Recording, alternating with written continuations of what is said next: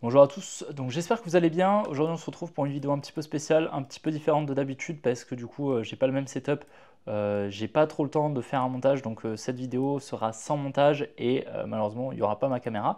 Mais donc dans cette vidéo on va aller voir quelques cryptos, donc on va aller voir dans un premier temps Bitcoin, on va aller voir Solana, on ira voir la dominance du Bitcoin entre les deux, on ira voir Runder, Tao, Ethereum et on finira par le CAS. Donc on va directement attaquer avec le Bitcoin. Pour le moment le biais reste haussier, on est toujours donc sur un biais haussier, on aurait le protected low à moyen terme qui serait là, d'accord, au niveau des 107 000 $.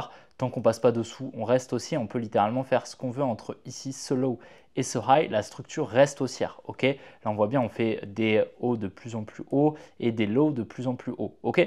Donc là, pour moi, ici on est dans un complexe pullback, d'accord. Donc c'est dans une structure haussière où on peut littéralement faire un peu ce qu'on veut, on peut même retracer à court terme pour aller chercher par la suite des plus hauts qui vont être donc notre target à moyen terme. Pour le moment ici, à court terme, qu'est-ce qu'on fait? On est ici dans une petite manipulation, probablement une réaccumulation, d'accord. Donc les manipulations, c'est soit on a par exemple une distribution, tournement d'une structure haussière vers une structure baissière, ou bien on a une accumulation, donc un retournement d'une structure baissière vers une structure haussière. Soit on a une réaccumulation dans le cas justement ici d'une structure haussière où justement on vient distribuer dans un premier temps, puis on vient réaccumuler ici pour continuer la structure haussière. Ok, donc là ce serait le cas dans lequel nous sommes. Il y a aussi les redistributions qui sont la même chose mais à l'envers. Donc nous là globalement on aurait eu une distribution, on est venu chercher la tiers. Donc là actuellement on peut littéralement se retourner à tout moment. Ce qui est intéressant ici c'est que dernièrement on a fait ici la création d'une trendline qu'on est venu liquider juste là avec une accumulation. Tu vois ici on a bien la création d'une liquidité, d'une création de liquidité ici avec donc une liquidation ici. On aura ici le Sim Climax, l'Automatic Rally, le ST et le STNB. Ok, donc c'est plutôt intéressant. On devrait venir récupérer, je pense, ce high. Et comme tu vois ici, on vient accumuler pas mal de liquidités au-dessus de chaque high qui ne viennent pas être liquidés. D'accord, donc tous ces highs, pour moi, c'est de la liquidité. D'accord, donc c'est des niveaux à venir, selon moi, récupérer dans les prochains jours, les prochaines semaines. Ok, donc le biais reste haussier. Ici, par contre, ce qui est intéressant à prendre en compte, c'est quand même qu'on vient créer un petit support ici, tu vois. Donc là, avec ce low juste là et tous ces lows juste ici, mais également celui-là, on vient créer un support. Donc ce support, c'est pas forcément bien à court terme parce que du coup, ce support, il incite beaucoup d'intervenants à se placer à l'achat directement avec un stop loss juste en dessous. Donc généralement, c'est des setups de création de liquidité. Donc il n'est pas magnifique, on n'a pas vraiment deux lots qui sont au même niveau. Mais pour moi, ici, on rebondit quand même sur un même niveau. Donc selon moi, ça incite beaucoup d'intervenants à se placer. C'est pour ça qu'il n'est pas impossible qu'à court terme, on vienne récupérer ce niveau tac, pour se retourner par la suite.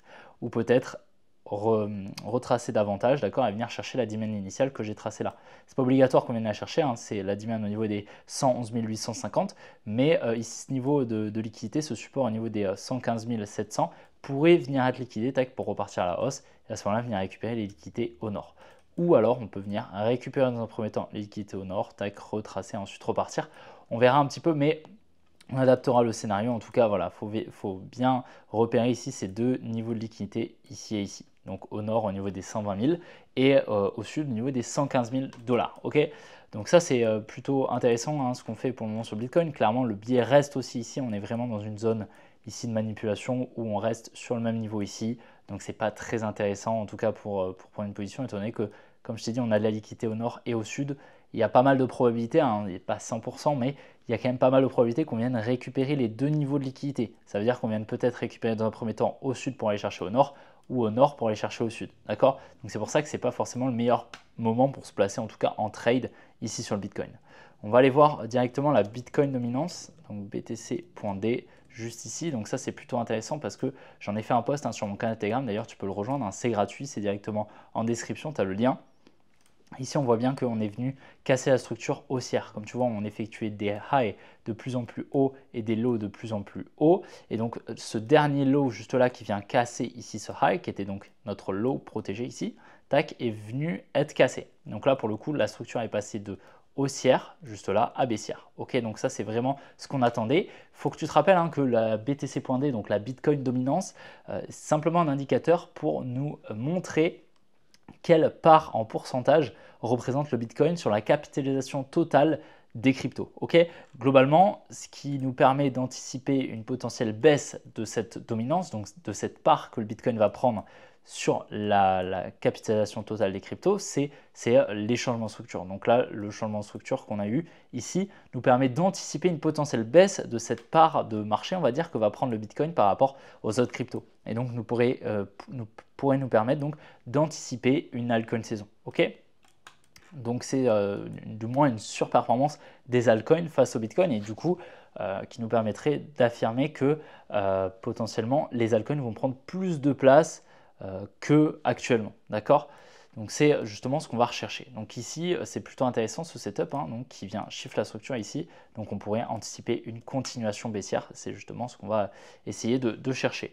Donc on va aller voir ensuite le Solana. Solana qui est pour le moment extrêmement haussier, qui vient d'exécuter parfaitement notre biais. Donc tu te souviens, il y a peut-être, je ne sais plus quand c'était, mais c'était voilà, le 16 juin, donc il y a à peu près un mois, un peu plus d'un mois. Je t'ai partagé ici cette demand, juste là, au niveau des 134 $, pardon, cette demand juste là, qui était cette demand forte, cette zone forte, qui était extrêmement pertinente sous ce support ici, donc magnifique. Et tu vois, depuis cette demand, on est à plus 50% depuis. Donc c'est magnifique, vraiment très très propre. Tout s'exécute très très bien et pour le moment il n'y a pas trop de zones en tout cas où on va avoir un très gros rebond. Il y aura peut-être cette zone ici, tu vois, où c'est une supply qui n'a pas été mitigated, c'est la zone des 224 $, mais avant ça honnêtement je vois pas trop de zones qui vont pouvoir qui vont en gros créer un rebond sur le Solana. Pour moi ici là on a vraiment pas mal de liquidité au-dessus des highs. Pourquoi? Parce qu'au-dessus de chaque high et en dessous de chaque low, on a de la liquidité. Et là, c'est des highs qui n'ont pas été liquidés depuis un moment, tu vois. Ça doit faire ouais, voilà, environ 6 mois presque, tu vois. Donc, c'est des highs qui détiennent pas mal de stop loss, pas mal de liquidité. Donc, ils vont venir à être récupérés sans trop de problèmes. Ici, on pourrait avoir une zone, si on y revient, ça va être intéressant. Ce sera cette zone ici, tac, au niveau des 183 $. Mais pour moi, ici, je ne pense pas qu'on va passer dessous. Donc très belle exécution pour le moment de l'analyse et du billet à moyen terme qui devrait pour moi continuer au minimum jusqu'au 227, mais ça ne m'étonnerait pas et c'est selon moi le plus probable qu'on reparte à la hausse, qu'on aille un petit peu plus haut encore. Concernant le render, donc render très très très intéressant. Pour le coup, c'est un bottom qui n'est pas extrêmement clean. Pourquoi? Parce qu'on vient créer ici un support ici, donc c'est vraiment pas très très clean. Cependant, donc on est venu shift la structure ici. Tac, on est venu en plus haut time frame la shift ici. Donc on a une changement de structure, on est haussier. Et là, donc ce qui est intéressant, c'est qu'on a eu un joli rebond ici dans cette supply, donc au niveau des 5,49.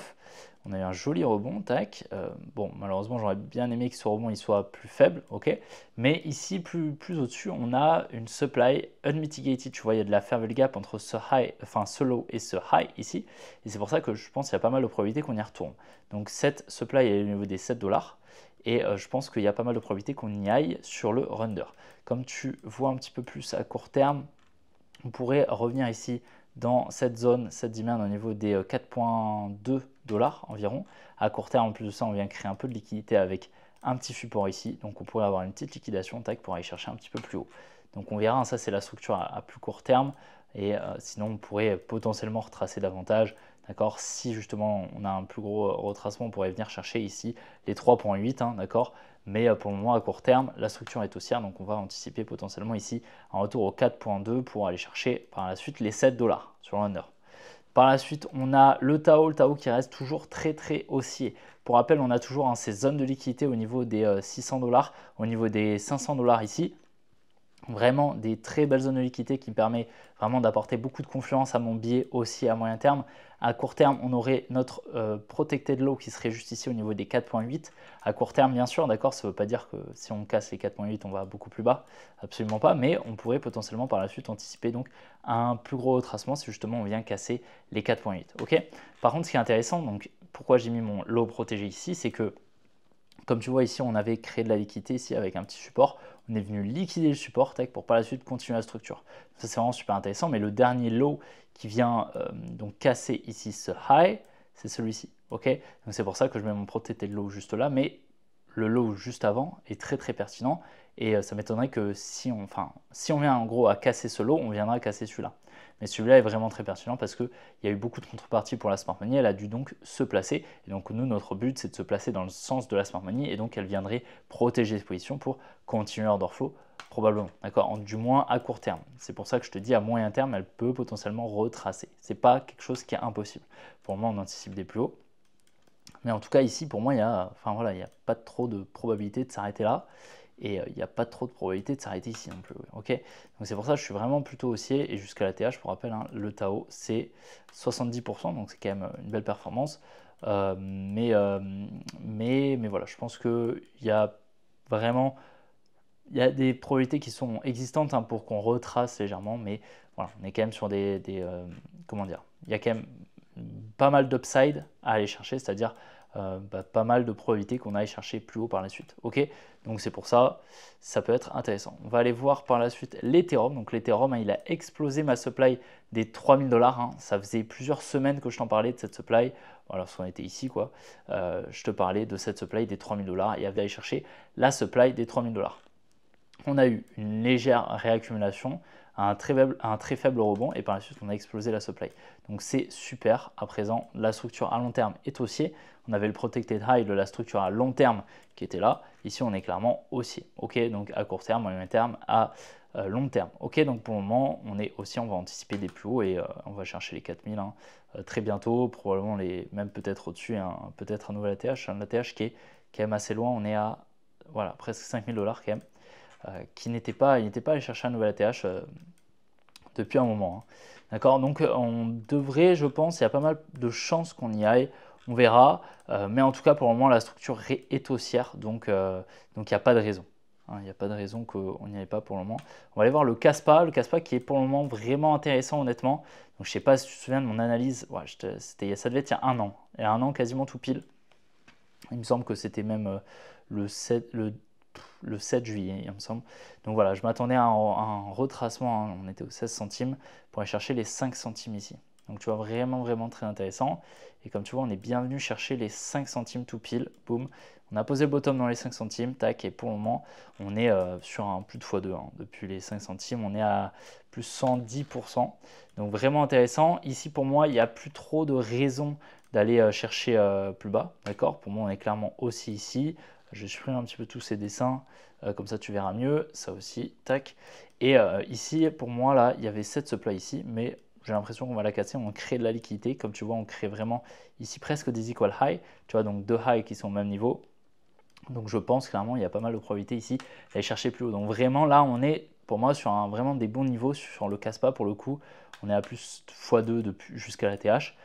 Et puis on a pas, en fait ici tout est mitigated, c'est-à-dire que comme tu vois on vient récupérer ici des liquidités, tac, on continue à baisse, là on vient chercher la supply, boum, on continue à baisse, ici on vient chercher la supply, ensuite on rebondit, etc. Donc là en fait pour moi, si on vient à vraiment exécuter un biais haussier, on ne va pas s'arrêter, d'accord? Ce sera assez rapide. D'accord, donc ça c'est vraiment très intéressant, il faut que tu le gardes en tête, donc vraiment le Kaspa est super intéressant. Voilà, pour le coup, le Kaspa là, pendant toute cette phase ici, en gros, toute cette phase, ah non, tac, comme ça, tac, voilà. Toute cette phase ici, le Kaspa n'était pas intéressant, il est devenu intéressant quand il est revenu ici dans cette demand. Ok, cette réaction en plus de ça était super belle. Donc là oui, là c'était intéressant. Ok, donc là ça devient, enfin là c'était pas intéressant, pardon. Mais là du coup ça devient intéressant. Ici, on est vraiment dans une zone très intéressante et très pertinente pour de l'achat. Ok, donc c'est vraiment super pertinent. Donc qu'est-ce qu'on va aller voir? Donc je pense qu'on a fait le tour. En tout cas pour le moment le billet reste haussier clairement et je vais essayer de te tenir au courant sur le canal Telegram. Désolé s'il n'y a pas trop de vidéos ces derniers temps, j'ai vraiment pas mal de choses à faire, mais voilà, j'essaye d'en faire au maximum et dans tous les cas de vous tenir au courant sur le canal Telegram directement qui est en description. Donc j'espère que la vidéo vous a plu, c'est qu'elles n'hésiteront pas à la liker et à vous abonner si ce n'est pas déjà fait, et puis on se retrouvera très bientôt pour une prochaine vidéo comme d'habitude. Allez, ciao les gars!